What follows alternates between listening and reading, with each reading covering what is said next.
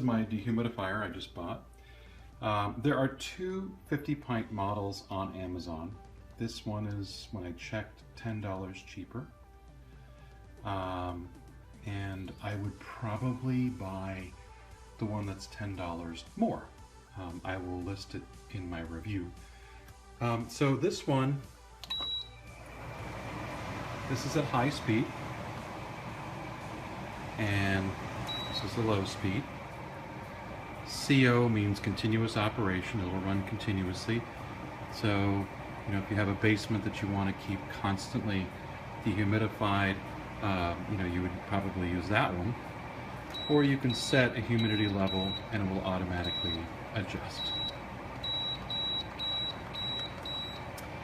And here, down here, is the water tank.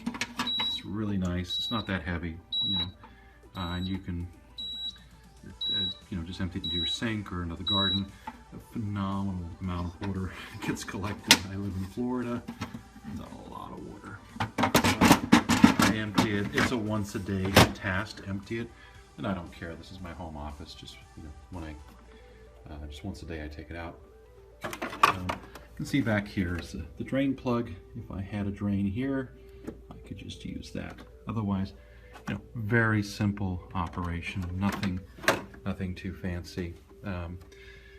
But the other one, which I list in my review, has a flat panel. It's a little more modern. It has got a smaller tank. Okay, so the tank's not as large, but it has 3 speeds for the fan. And I think that's, oh, it's slightly less noisy. This one's about 53.5 decibels, something like that. The other one's 51 decibels. So I bought this one because I needed something that day. This had same-day shipping on Amazon, and I was happy with this, you know, slightly larger tank. But I put all the information in my review. You can take a look at it for yourself. There you go. Very happy overall with this dehumidifier.